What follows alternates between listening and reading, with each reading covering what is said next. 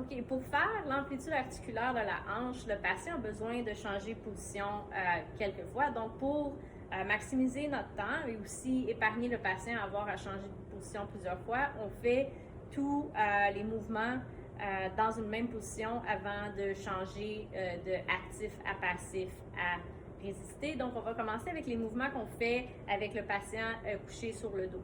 Donc, le premier qu'on va faire, c'est on va faire la flexion de la hanche. Donc, on va demander au patient, est-ce qu'il peut emmener son genou le plus près possible de sa poitrine? Il peut plier son genou, donc le genou le plus près possible de sa poitrine. Puis après ça, de revenir à une position neutre, d'avoir la hanche à 90 degrés pour pouvoir faire la rotation interne puis externe. Tout ce qu'on fait, c'est qu'on vient supporter le poids de la jambe ici, donc on ne guide pas le mouvement. On va demander au patient d'emmener son pied vers l'intérieur en tournant son genou vers l'extérieur le plus possible pour tester l'amplitude articulaire en rotation externe et de faire le contraire, donc emmener sa cheville vers l'extérieur, son genou vers l'intérieur pour faire la rotation interne. Donc moi, je ne faisais rien, je fais juste supporter sa cheville ici.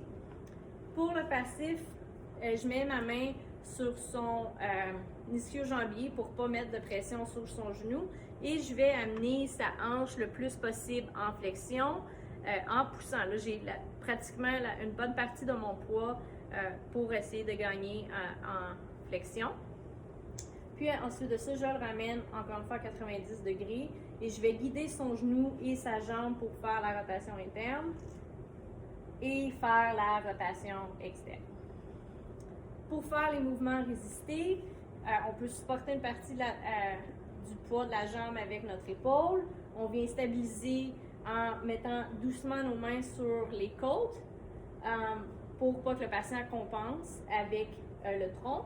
Puis on va demander de ne pas nous laisser bouger. Donc on va tirer en extension pendant que le patient contracte des muscles des fléchisseurs de hanche en 5 secondes.